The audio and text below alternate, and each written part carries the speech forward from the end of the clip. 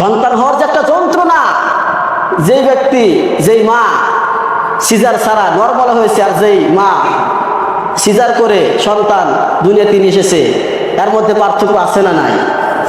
কথা বলে, পার্থক্য আছে না নাই? সিজার করা যাবে কখন করতে হবে?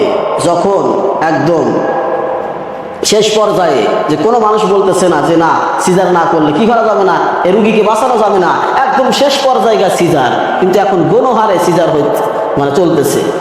সিজার করলে আপনি মনে করতেছেন আপনার মেয়েটাকে আপনাকে বাঁচাইতেছেন, যে সিজার না করলে হয়তো আমার মেয়েটা মারা যাবে। দেখেন আজকে থেকে 20 বছর আগের খবর নিয়ে দেখেন, আমার ফ্যামিলির কথা বলতেছি, আমার ফ্যামিলিতে একজন মানুষও সিজার করে আসে নাই। সুবহানাল্লাহ, আলহামদুলিল্লাহ, একজনও সিজার করে আসে নাই। এই জামানার মেয়ে, আমার ভাগ্নিরও একটা মেয়ে,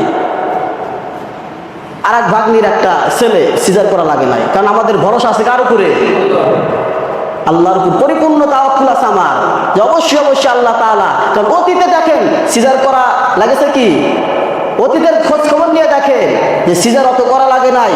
কিন্তু এখন দেখে অধিকাংশ, শতকরা মনে হয় 90% মেয়ে সিজার ছাড়া কি হয় না, সন্তান হয় না। কারণ আমাদের বিশ্বাস হারিয়ে গিয়েছে।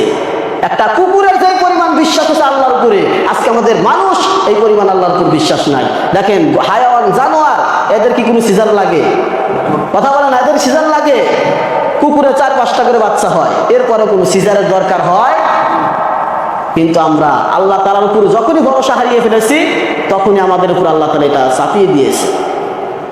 এখন ডাক্তাররাও বলে যে অবস্থা বেশি ভালো না, কারণ ডাক্তাররা তো সময় বাঁচাবে, তাদের তো টাকা পয়সার দরকার। কোনো ডাক্তার যদি ইচ্ছাকৃতভাবে যে রোগীটা নর্মাল হবে এটা জানার পরেও যদি সে সিজার করে, কিয়ামতের দিন আল্লাহ তাআলা ওকে ওইভাবে সিজার করবে।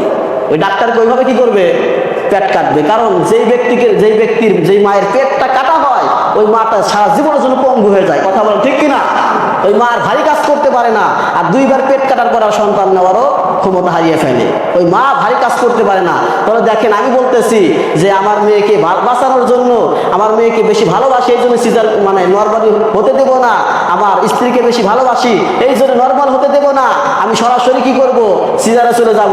আপনি আসলে আপনার স্ত্রীকে ভালোবাসেন না, আপনি আসলে আপনার বাবা মা মেয়েকে ভালোবাসেন না। কারণ আপনি আপনার মেয়েকে আপনি পঙ্গু বানাইতেছেন। কারণ যখনই ভালো পেটটা কাটা হবে, সে পঙ্গু নাকি ভালো মানুষ? শরীরে খুদ হলো কি হলো না? অবশ্যই খুদ হয়েছে। এই জন্য সিজার একদম শেষ পর্যায়ে। কিন্তু ডাক্তাররাও এখন কি করে? সময়কে বাঁচানোর জন্য তাড়াতাড়ি বলে দেয় অবস্থা বেশি ভালো না, তাড়াতাড়ি করে সিজার করতে হবে। সেও সময় পেয়ে গেল, বেঁচে গেল, টাকা পয়সাও পেল। কিন্তু আমরা আমাদের মেয়ে এবং স্ত্রীকে পঙ্গু বানিয়ে ফেলেতেছি। 2টা সন্তান এর বেশি নিতে পারবে না। 2বার পেট কাটা হলেই শেষ, আপনার স্ত্রী শেষ, আর সন্তান ধারণের ক্ষমতা নেই। ইউরোপ, আমেরিকা একসময় এগুলো গণহারে প্রচলন করেছিল। এখন এটা থামানোর জন্য তারা গবেষণা করতেছে যে কিভাবে থামানো যায়। কারণ এটা একটা মানুষকে মুহূর্তের মধ্যে পঙ্গু করে দেয়, একজন ভালো মানুষকে অকেজো করে দেয়।